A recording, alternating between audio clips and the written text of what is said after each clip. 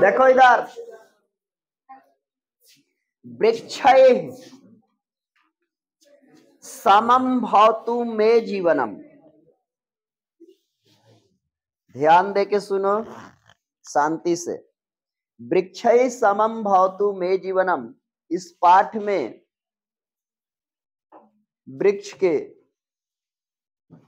वृक्ष जो है तुम्हारा और हमारा जीवन है।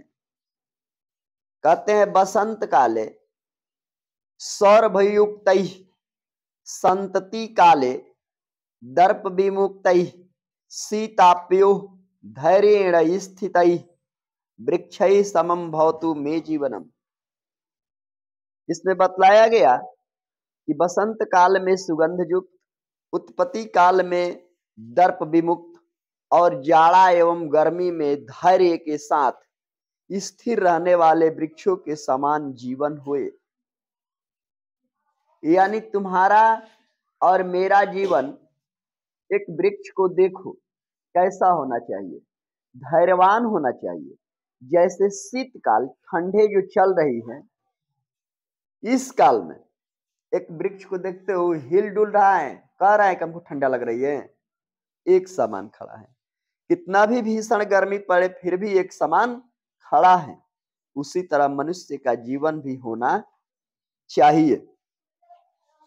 कहते हैं कि वर्षा काले अह्याय द्विमुक्तैः शिशिर निवृक्ष चित्तैः हेमंत काले समाधि स्थितैः वृक्ष समम भवतु मे जीवनम।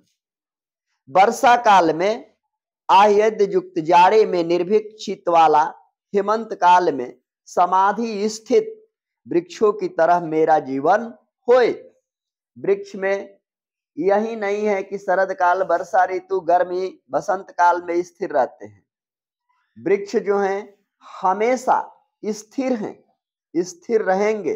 यानी आपका उनके समान आपके अंदर धैर्य पैर होना चाहिए।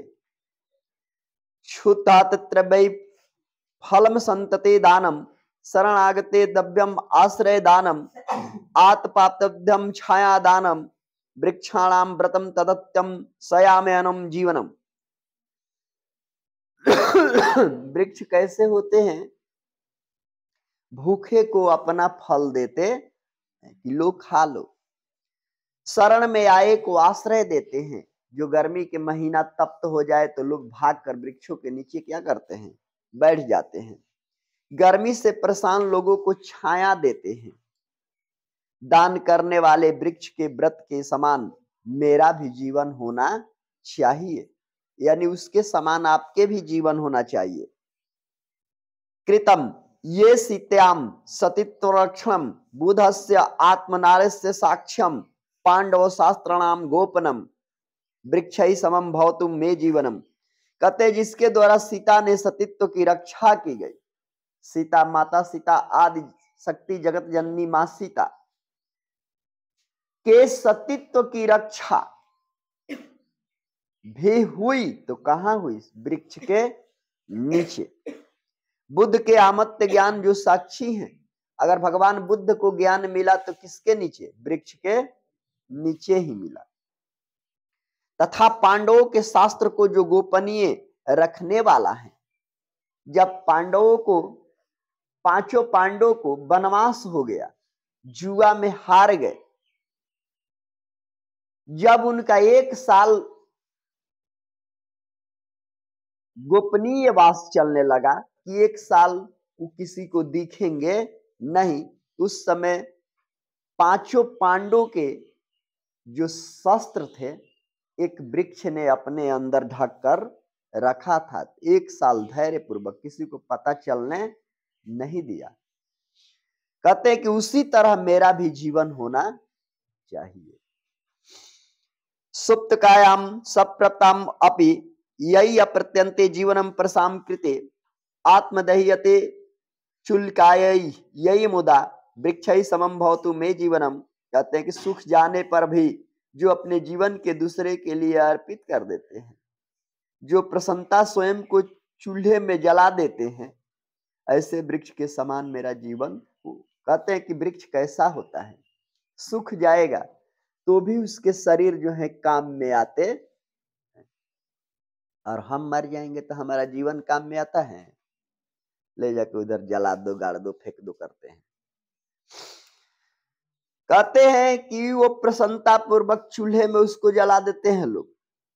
वैसा ही मेरा जीवन भी होना चाहिए। आजन्मम समर्पणम आमरणम लोकस्य हितैव येषां जीवनम जीवनम मृत्यु चापि येषां सार्थकम वृक्षम समम भवतुम ते जीवनम। कहते जो जन्म से मृत्यु तक समर्पित हो हित के लिए, और जिसका जीवन मर कर भी सार्थक हो, ऐसे वृक्षों के समान जीवन होए। कहते कि वृक्ष ऐसे होते हैं कि मर जाते हैं तो भी उनका जीवन जो है सार्थक ही रहता है, दूसरे के काम में आ जाते, लेकिन हमारा जीवन काम में नहीं आता। प्रश्न भी करता है कि इस पाठ से भवार्थम लिखता, इस पाठ का अर्थ लिखे। तो अर्थ तो पढ़ लिया, अर्थ याद करके लिखना है। लोकस्य हितस्य वृक्षम किम किम कुर्वन्ति, लोक हित के लिए वृक्ष क्या क्या करता है? शरण देता है, फल देता है, गर्मी में छाए देता है, आश्रय प्रदान करता है ना। वही कहते हैं लोकस्य हिताय वृक्षम सुधात्यम फलम शरणतव्यम आश्रम आत्मतप्यम छाया दानम च कुर्वन्ति।